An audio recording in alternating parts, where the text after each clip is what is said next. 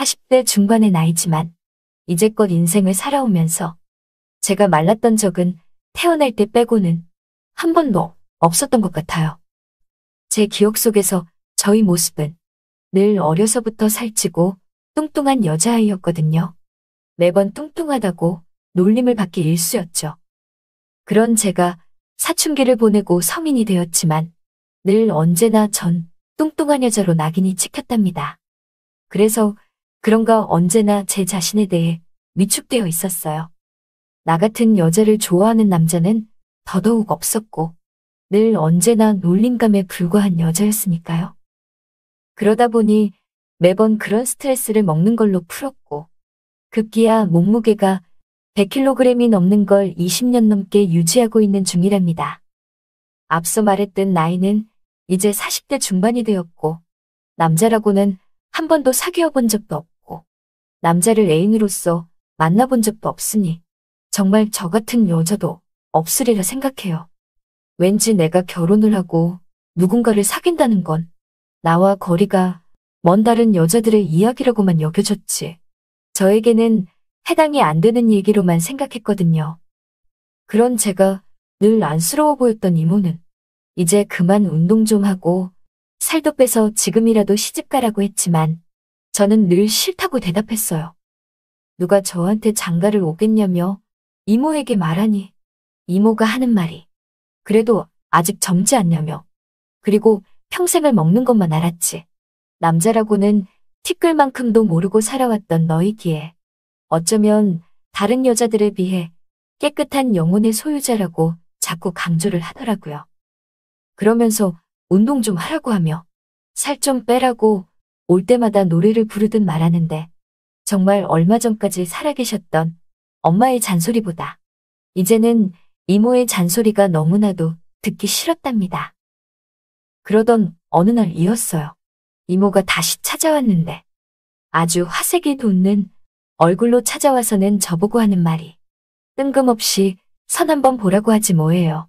그래서 전 이모에게 저번에도 말했다시피 선 안 본다고 잘라 말하면서 나 같은 뚱뚱한 여자를 누가 좋아하냐고 말하니까 이모가 하는 말이 현숙이 너 운동 안 해도 될 것 같다며 너 좋다는 남자가 생겼다는 거예요.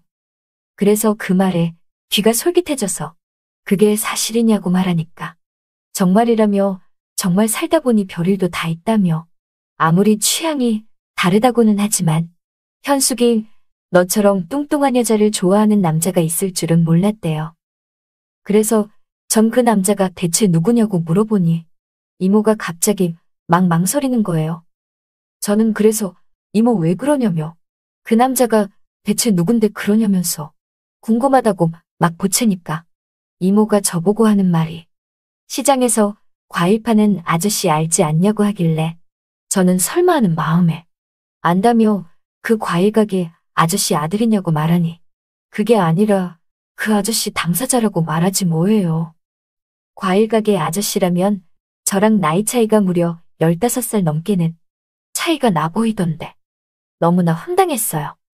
그래서 전 이모에게 화내며 아무리 내가 뚱뚱해서 인기가 없다고는 하지만 내가 왜 그런 가늙은 아저씨를 만나야 되냐고 말하니까 이모도 화를 내면서 너가 정말 너 자신을 사랑하는 게 맞냐면서 매번 운동 좀 하고 살 좀 빼라고 말한 지도 벌써 3년이나 흘렀다며 그 시간이면 너희 엄마 하늘나라의 간세월과도 같다며 너희 엄마가 지병으로 고생하다 남편 없이 힘들게 세상을 떠났으면 너라도 이제는 결혼해서 잘 살아야 되지 않겠냐고 하더라고요.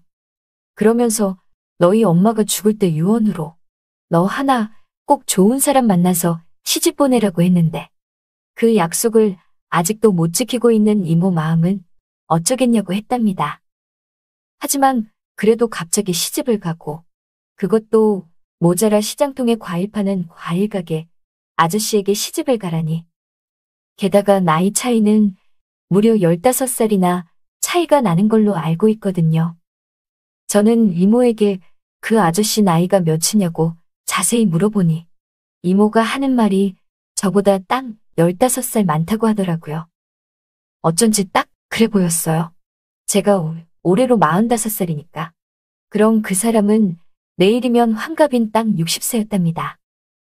저는 이모에게 그 사람은 재혼이냐고 말하니까 그렇다며 오래전에 마누라가 지병으로 죽고 아들 하나 있는 거 얼마 전에 장가 보내고 혼자 산다고 하더라고요. 그래서 전 그럼 아들 있으면 아들이 아버지 모시고 살면 되는 거 아니냐고 하니까 요즘 애들이 어디 그러냐며 아들도 결혼해서 따로 산다고 했답니다. 일단 알았다고 하고 이모는 돌려보냈어요. 그리고 그날 저녁 곰곰이 생각해봤는데 늘 과일을 사러 갈 때면 언제나 환하게 웃어주는 아저씨의 모습이 생각이 나는 거예요. 그런데 나이는 있지만 왠지 모르게 나쁜 이미지는 아니었기에 저는 다음날 이모에게 그 아저씨 정식으로 만나보고 싶다고 말을 했죠. 그리하여 약속을 잡고서 과일 가게 아저씨랑 맞선을 보게 되었는데 가끔씩 시장에서 보던 후줄근한 옷이 아닌 양복으로 말끔하게 빼입고 왔더라고요. 그 모습을 보니 살짝 호감이 가긴 했어요.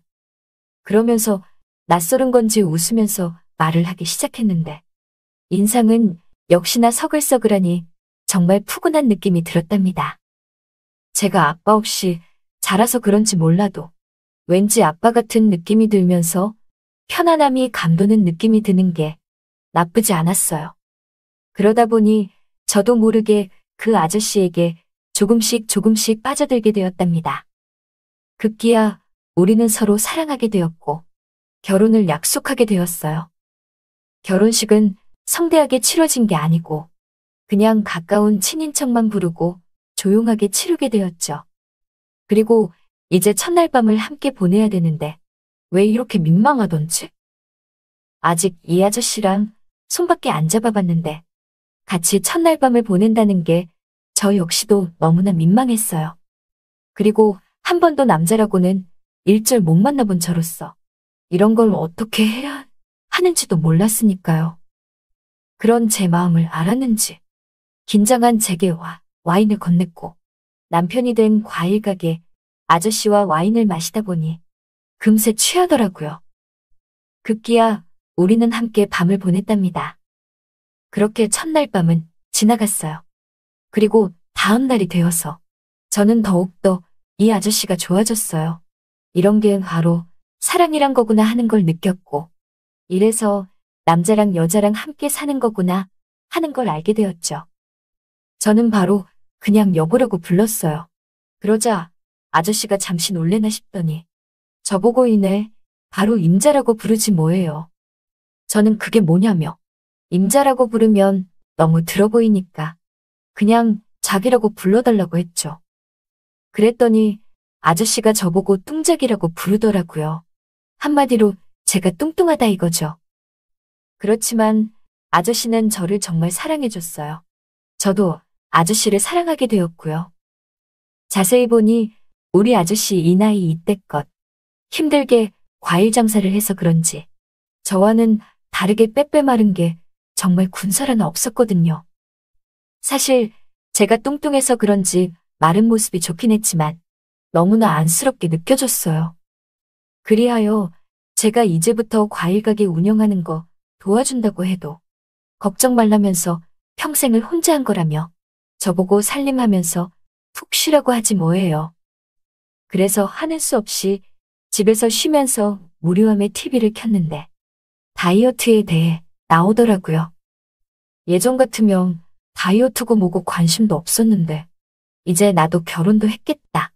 늙은 남자지만 남편도 생겼겠다.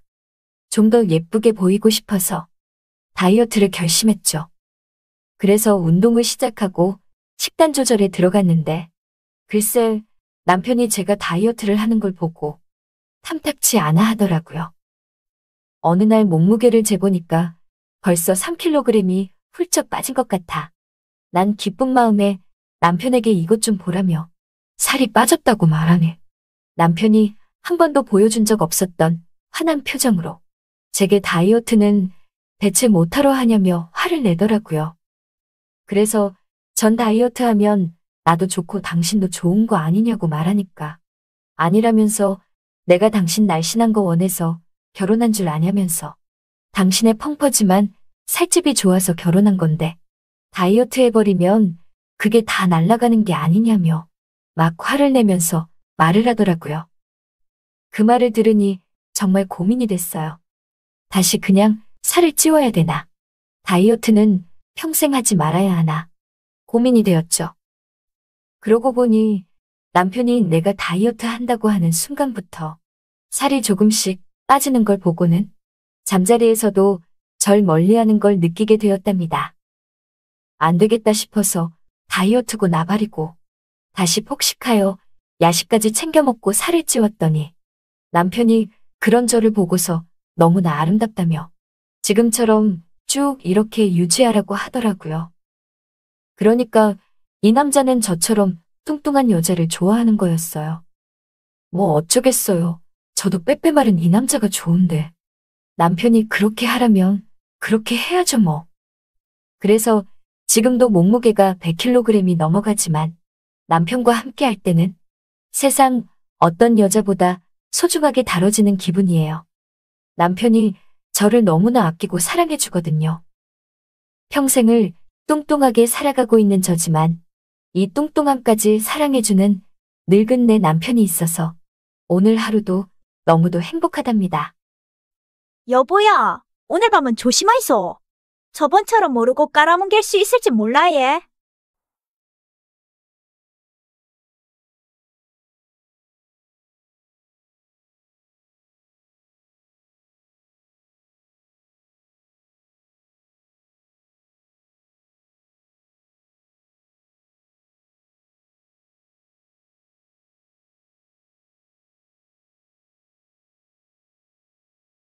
오늘의 사연, 지금부터 시작할게요. 안녕하세요. 저는 30대 중반 남자입니다. 저는 점심때마다 끼니를 해결하러 가는 식당이 한 곳 있는데요. 언젠가부터 저를 대하는 식당 아줌마의 행동에 이상한 점을 느끼기 시작했습니다. 그냥 남자가 그리워서 그런 건지, 정말로 총각인 저한테 관심이 있어 그런 건지 확실히 모르겠더군요. 저는 나이 많은 아줌마에게는 딱히 관심이 없었으니까 상관없다고 생각했는데요. 그 아줌마가 40대거든요. 게다가 저는 총각이었고 여자에 대한 관심은 오로지 20대 초중반의 어린 아가씨들이었지. 한 번도 연상녀나 특히 애 딸린 아줌마는 누구를 막론하고 관심이 하나도 없었습니다. 그리고 그때는 사귀는 여자친구가 있어서 다른 여자에게 관심 가질 이유도 없었고요. 하지만 식당 아줌마에게서 이상한 낌새를 눈치채고는 생각이 조금씩 달라지더라고요. 밥 먹으러 갈 때마다 시키지도 않은 고기 반찬을 내온다거나 아줌마의 옷차림이 갈수록 과감해져서 제 앞에서 허리를 숙여 밥을 차려줄 때마다 시선을 어디에 둬야 할지 민망할 정도였습니다. 점점 더 저를 꼬시려 하는 것 같다는 생각이 들기 시작한 거죠. 그 아줌마는 엄청 미인은 아니었어도 그다지 떨어지는 얼굴도 아니었고 몸매는 참 좋았습니다.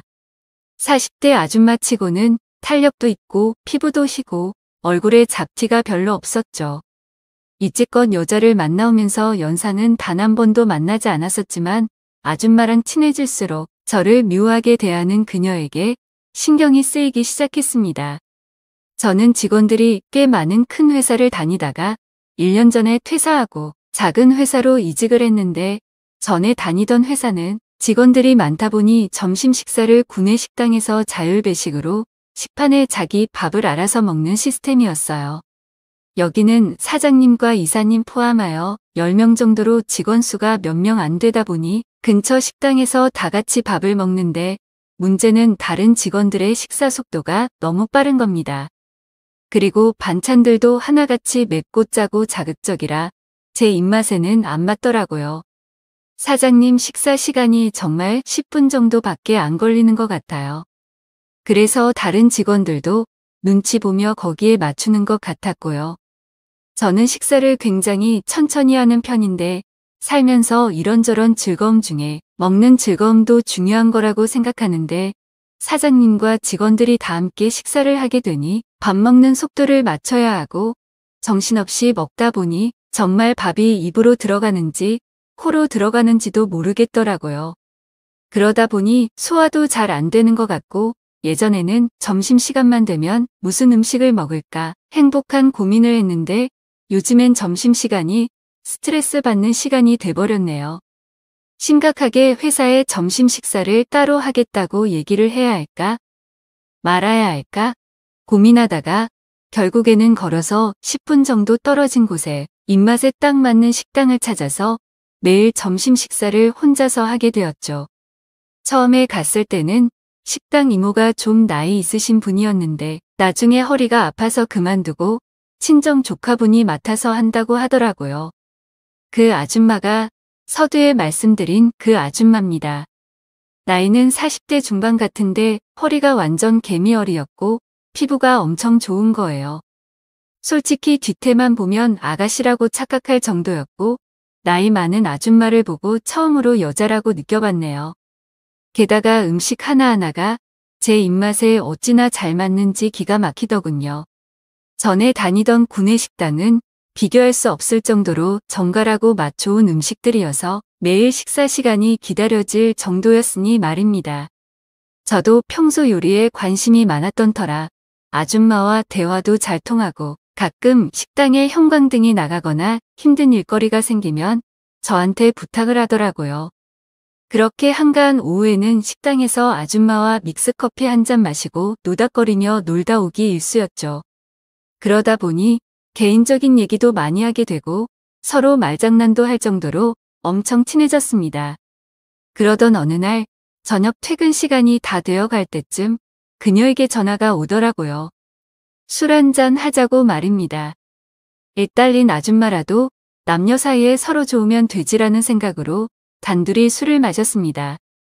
그러다 술에 취한 아줌마는 자기를 어떻게 생각하냐? 이쁘냐? 여자로서 괜찮냐? 그러길래 저도 술김에 예쁘다. 여자로서 좋아한다고 해버린 겁니다. 남편과는 얼마 전 이혼하고 애 2명이랑 산다고 하는데 남편이 그동안 이혼을 안 해줘서 곤욕이었다고. 근데 이제 혼자 살게 되니 홀가분하다고 하면서 외롭다고 하더군요. 그렇게 술집에서 나와 집에 데려다 주려는데 그냥 집으로 돌아가기 허전하다며 자꾸 자기 집에 잠깐 갔다가 들어가라고 하더군요. 미리 대리운전까지 불러서 저를 차에 태우는데 딱히 방법이 없으니 그렇게 집으로 향하게 됐습니다.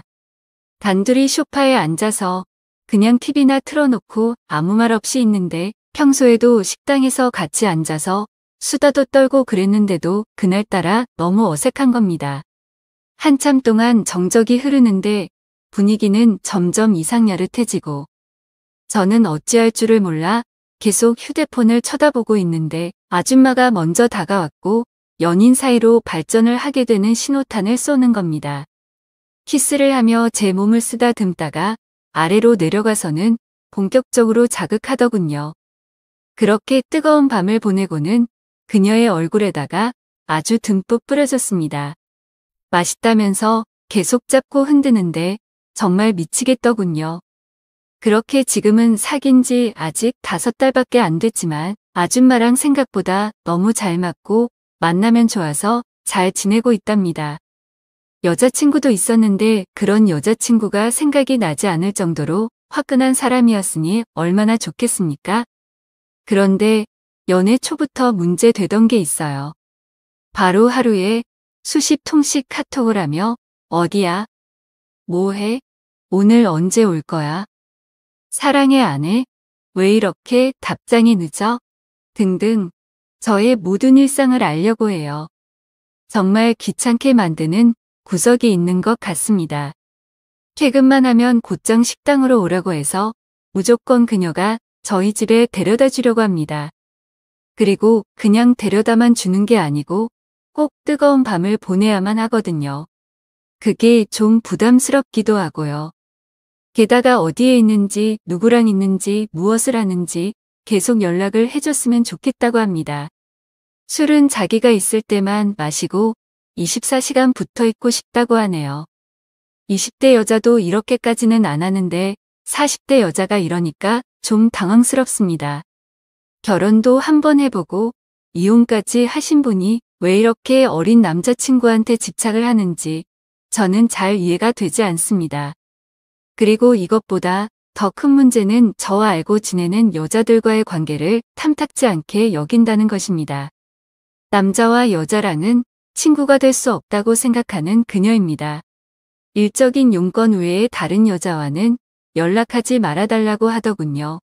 여사친들과 만날 때마다 거짓말을 하기가 힘들어 결국 만나러 나간다고 말을 했는데 문제는 거기서부터 시작됐습니다.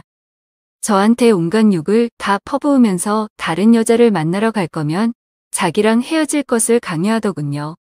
그러다 결국 다른 여자는 앞으로 만나지 않겠다고 그녀를 어르고 달래서 마음을 돌렸고 결국에 저희는 계속 만나게 되었고 저희 둘의 관계는 더할 나위 없이 좋았습니다. 만나면 서로 좋고 마음도 잘 맞고요. 밤낮 가리지 않고 너무 잘해주는 그녀. 저에게 헌신하는 그녀. 뭐든지. 그런데 이 아줌마가 적당히를 모릅니다. 저에게 보여주는 사랑스러운 말과 눈빛, 행동 모두 좋지만 시간이 지날수록 그 외의 것들 때문에 요즘 너무 힘이 듭니다. 한 번은 비가 너무 많이 와서 하루 종일 집안에서만 데이트를 하고 있었는데 즐겁게 시간을 보내던 와중에 대학 동기에게 연락이 왔습니다. 그냥 단순한 안부 전화였죠. 그 모임에 총무라서 단순히 안부 연락을 한 겁니다. 웃으며 통화를 한 것도 오랜 시간을 통화한 것도 아니에요. 딱 3분 정도 통화를 했는데요. 그 사람이 여자라서 그런지 여자친구는 벌써부터 말투가 달라졌습니다. 급기야 누구냐며, 왜 전화 왔냐며, 여자인 사람에게 연락이나 전화 오는 건 받지도 말라는 그녀. 솔직히 이런 여자는 처음입니다. 요즘에는 너무 답답하고 질려서 싸움이 잦아졌어요. 어차피 아줌마랑 결혼할 생각도 아닌데 지금이라도 헤어지는 게 맞겠죠? 근데 왜 자꾸 아쉬운 생각이 드는지 모르겠네요. 아무래도 밤 기술이 너무 좋아서 그런 걸까요? 오늘 준비한 사연은 여기까지입니다. 이야기 재밌게 들으셨다면 좋아요 한 번씩 부탁드리고요. 오늘도 좋은 하루 되세요.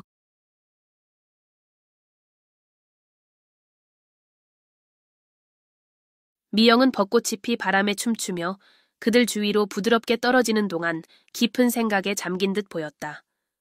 삶은 때로 우리를 놀라게 하죠, 재민. 그녀는 말했다. 목소리는 그가 즉시 알아차릴 수 없는 감정으로 가득 차 있었다. 그녀는 더 가까이 다가와 그의 눈을 마주쳤다. 두 사람 사이의 거리가 점점 줄어드는 듯했고 재민은 심장이 뛰는 것을 느꼈다. 그것이 그녀의 가까움 때문인지 아니면 대화의 신비함 때문인지 알 수 없었다. 당신이 선물에 대해 궁금해할 거라는 걸 알아요. 미영이 계속 말했다. 그녀의 미소는 다정함과 설명하기 어려운 무언가를 섞은 듯했다. 사실 이것은 오랫동안 생각해왔던 거예요.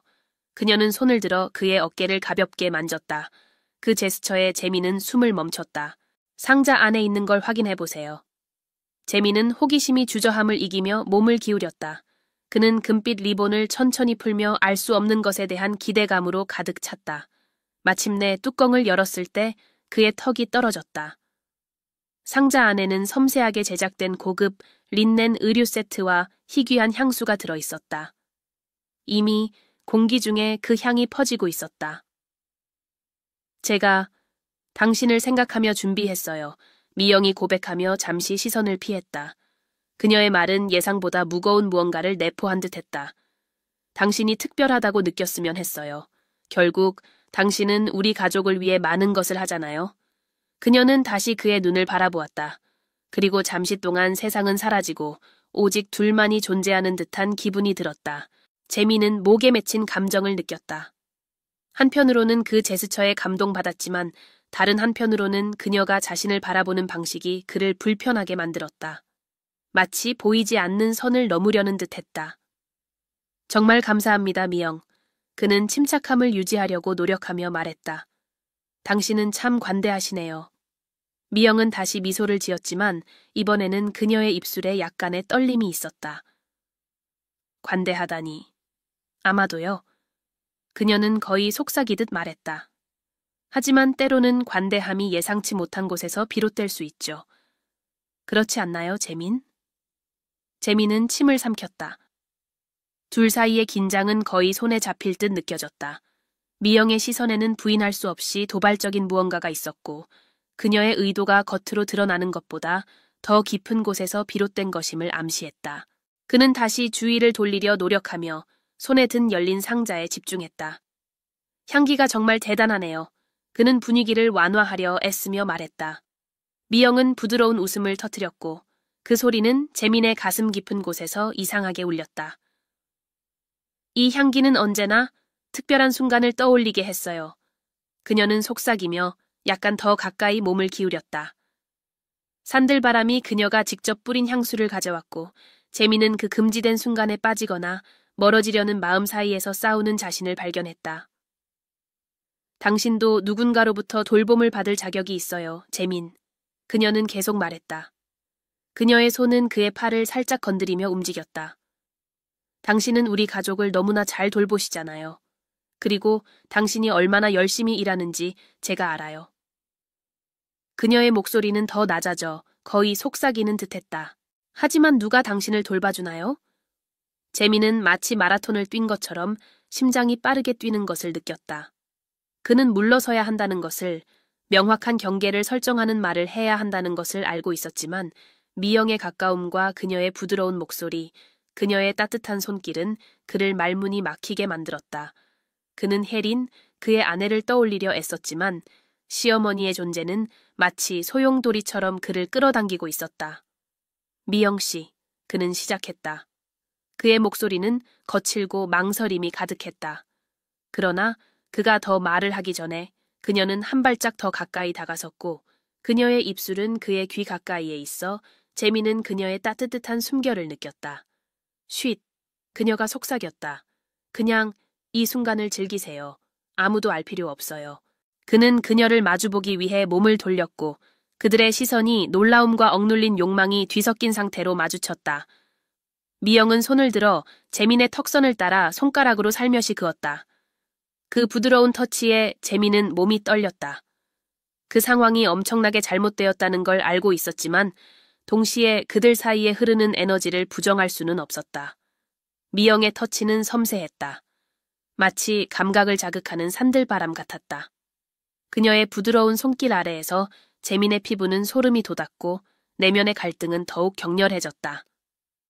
이건 옳지 않아. 그는 생각했지만 동시에 금지된 꿈에 빠져들고 싶어 하는 마음도 있었다.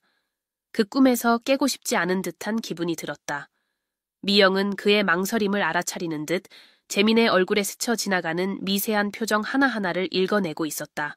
그녀는 유혹적인 미소를 지었고 무엇이 적절하고 무엇이 적절하지 않은지의 경계가 더욱 희미해졌다.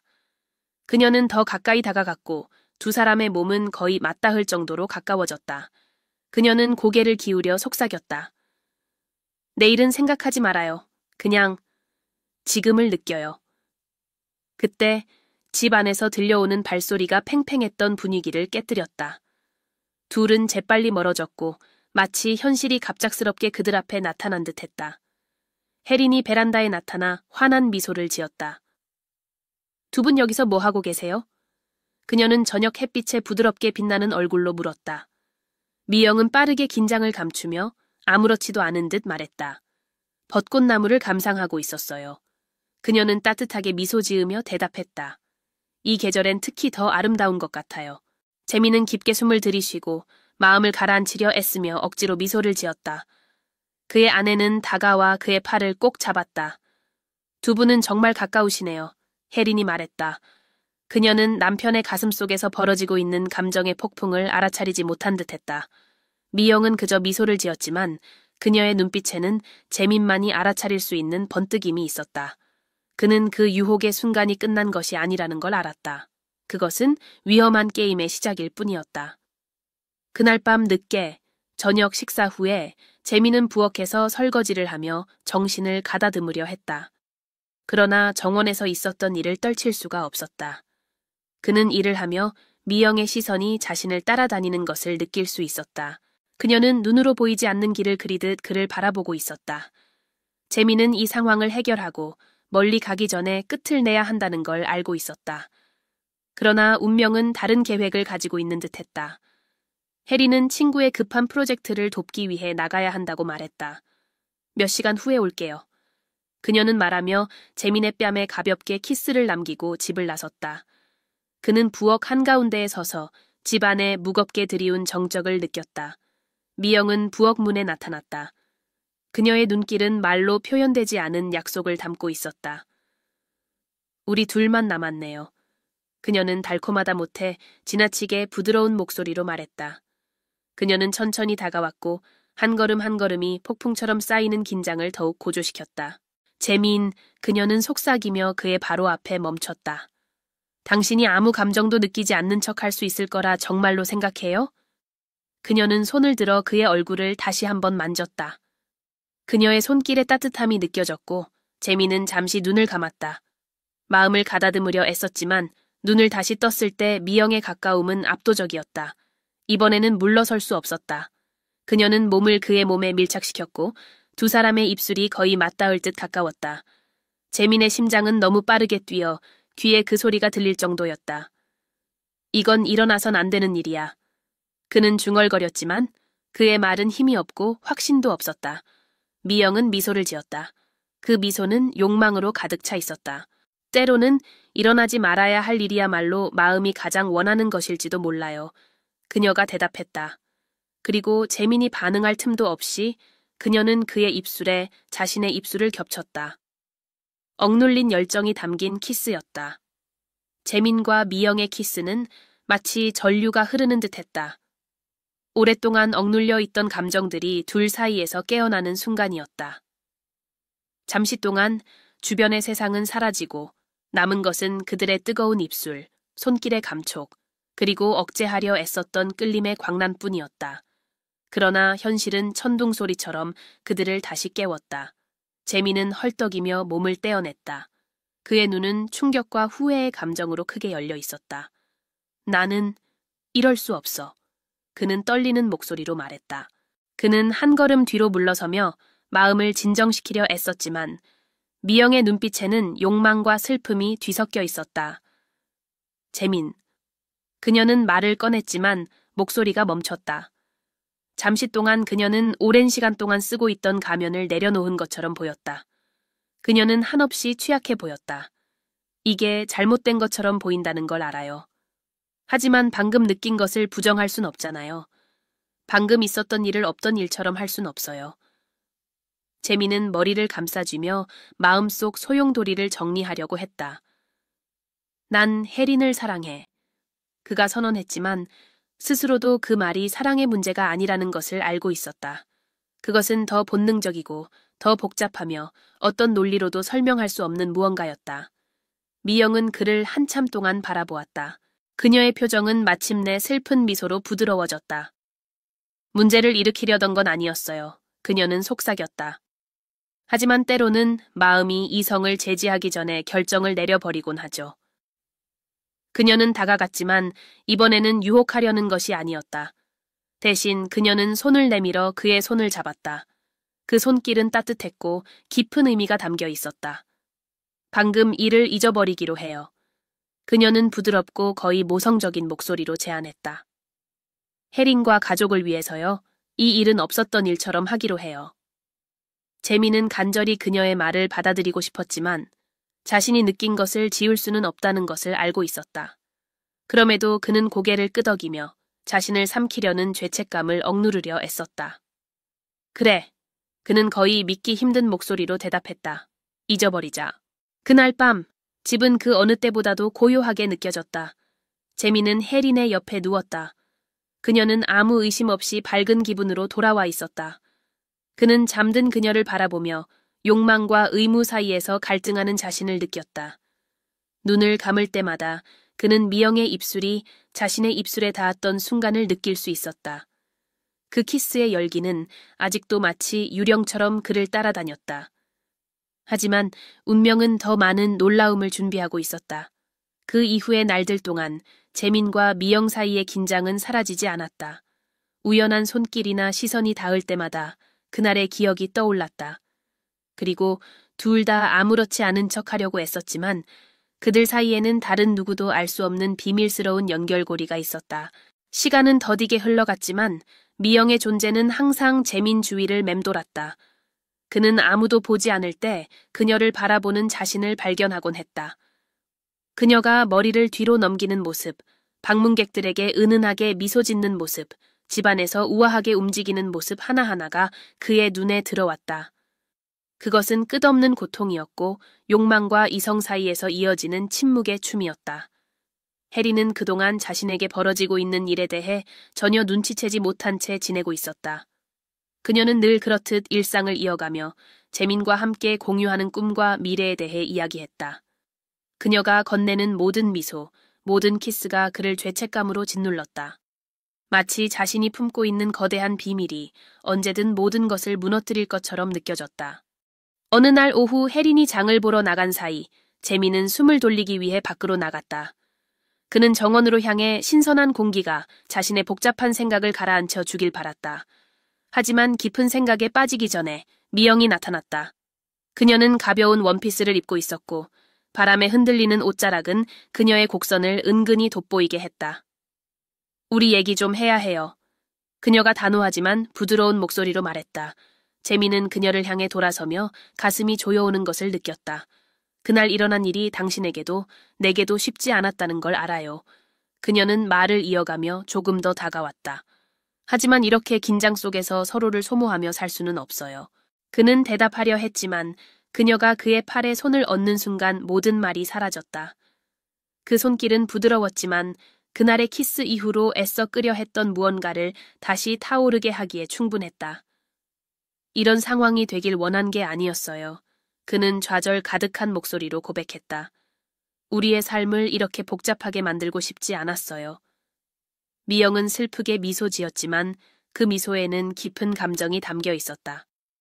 삶은 원래 복잡한 거예요, 재민. 그녀는 말했다. 그녀의 눈은 그의 눈을 바라보며 진심 어린 감정을 전하고 있었다. 하지만 인생은 짧기도 하죠. 그리고 때때로 우리를 두렵게 만드는 순간들이야말로 가장 중요한 순간일 수 있어요. 둘 사이의 거리는 점점 사라지고 있었다. 마치 주위의 공기가 모두 빨려나가고 세상에는 그들만 남은 것처럼 느껴졌다. 생각할 틈도 없이 그는 손을 뻗어 그녀의 얼굴을 만졌다. 그의 엄지는 그녀의 부드러운 뺨을 살짝 쓸었다. 그녀는 물러서지 않고 오히려 그의 손길을 받아들이며 머리를 그의 손에 기대었다. 그녀의 눈은 잠시 감겼다. 당신은 위험한 사람이에요. 그가 속삭였다. 그의 목소리는 거의 항복에 가까운 탄식이었다. 그녀는 눈을 뜨고 그를 바라봤다. 그 안에는 그를 무방비 상태로 만드는 거울처럼 비치는 욕망이 담겨 있었다. 그럴지도 모르죠. 그녀가 대답했다. 그녀의 목소리는 더운 기운으로 가득 차 있었다. 하지만 위험한 건 저만이 아니에요. 그 순간 자동차가 들어오는 소리가 둘 사이를 갈라놓았다. 그들은 재빨리 떨어졌고 마치 차가운 물이 쏟아진 듯 현실로 돌아왔다. 미영은 옷매무새를 고치며 수줍은 미소를 지은 채 집 쪽으로 걸어갔다. 재민은 그 자리에 남아 가빠진 숨을 몰아쉬었다. 긴장은 사라지지 않았지만 재민은 해결책을 찾아야 한다는 걸 알고 있었다. 그는 혜린을 상처 주고 싶지 않았지만 미영과의 연결은 그가 끌 수 없는 불꽃과도 같았다. 만날 때마다 긴장은 점점 더 무시하기 어려워졌고 비밀은 언제 터질지 모를 폭탄처럼 느껴졌다. 다음 주는 긴장된 순간들과 두 사람 간의 은밀한 만남이 교차하는 시간이었다. 모든 사소한 대화는 말로 표현되지 않은 의도로 가득했고 우연히 닿는 손길은 끌 수 없는 불을 지폈다. 둘은 절벽 끝에서 춤을 추는 듯했다. 하지만 욕망은 위험을 더 매력적으로 만들었다. 어느 비 오는 밤 집은 고요했다. 해리는 긴 하루를 보내고 일찍 잠자리에 들었다. 재민은 거실에 앉아 있었고 창문을 두드리는 빗소리는 그의 혼란스러운 생각에 배경음처럼 흘러갔다. 그는 손에 든 차를 마시며 긴장을 풀려 했지만 그때 미영이 복도에 나타났다. 그녀는 얇은 로브를 입고 있었고 그녀의 날씬한 몸매가 은은히 드러났다. 머리는 부드러운 웨이브로 어깨 위로 흘러내리고 있었다. 잠이 안 와요? 그녀가 물었다. 그녀의 목소리는 부드럽고 거의 애틋하게 들렸다. 재민은 즉시 대답할 수 없었다. 그는 그저 그녀를 바라보며 두 사람 사이에 떠도는 모든 미처 말하지 못한 말의 무게를 느꼈다. 아니요. 그가 마침내 대답했다. 그의 목소리는 생각했던 것보다 약하게 들렸다. 그녀는 조용히 다가왔다. 나무 바닥 위로 걸음을 옮길 때마다 소리가 거의 들리지 않았다. 그녀가 그 앞에 멈췄을 때 그 가까움은 참을 수 없을 정도로 강렬했다. 그는 그녀의 은은하지만 위험할 정도로 익숙한 향수를 맡을 수 있었다. 때로는 마음이 쉬지 못하도록 방해를 하죠. 그녀가 말했다. 목소리는 낮고 친밀했다. 재민은 잠시 눈을 감으며 감정의 파도에 휩쓸리지 않으려 애썼다. 다시 눈을 떴을 때 미영은 더 가까이 다가와 있었다. 그녀의 눈은 그에게서 무언가를 찾으려는 듯 했다. 이제 그만둬야 해요. 그가 속삭였다. 하지만 그 말이 그녀에게 하는 것인지 스스로에게 하는 것인지 확신할 수 없었다. 미영은 슬프게 미소 지었고 그 미소는 마치 그녀가 이미 알고 있다는 듯 했다. 그 말로는 그들 사이에 무엇을 지울 수 없다는 것을. 아마도 이렇게 하는 게 더 나을지도 몰라요. 그녀가 말했다. 그녀의 눈은 슬픔과 이해가 뒤섞인 빛으로 반짝이고 있었다. 그녀는 몸을 기울였고 영원처럼 느껴진 순간 동안 두 사람의 숨결이 섞였다. 하지만 키스 대신 그녀는 이마를 그의 이마에 댔다. 그것은 예상치 못한 부드러움으로 가득 찬 제스처였다. 나는 당신의 삶을 복잡하게 만들고 싶지 않았어요, 재민. 그녀는 말했다. 목소리는 금방이라도 무너질 듯 떨리고 있었다. 나는 그저 다시 무언가 진짜를 느끼고 싶었을 뿐이에요. 그는 대답하려 입을 열었지만 아무 말도 하기 전에 그녀는 몸을 멀리했다. 마지막으로 그를 바라본 후 미영은 돌아서서 방을 나갔다. 그녀는 어두운 복도로 사라졌고 재민은 그 자리에 멈춰 서 있었다. 그녀가 떠난 뒤 남겨진 공허함을 느끼며 밖에서는 여전히 비가 내리고 있었지만 그의 내면에서는 격렬했던 감정의 소용돌이가 조금씩 가라앉기 시작했다. 다음 날 아침 모든 것이 달라 보였다. 미영은 거리를 두려는 듯 훨씬 더 멀어진 모습이었다. 혜리는 행복하고 활기찬 모습으로 남편과 어머니 사이에 있었던 감정의 폭풍을 전혀 눈치채지 못했다. 그리고 재민은 여전히 그 금지된 키스의 기억을 간직하고 있었지만 앞으로 나아가야 한다는 것을 알고 있었다. 미영이 그에게 준 특별한 선물, 고급스러운 옷과 희귀한 향수, 은 조심스럽게 옷장 깊숙이 보관되었다. 그것은 유혹의 상징이 아니라 삶이 때때로 예상치 못한 방식으로 우리를 시험한다는 사실을 상기시키는 것이었다. 그리고 어떤 전투는 마음이 반대 방향으로 이끄는 순간에도 옳은 선택을 함으로써 이겨낼 수 있는 법이었다.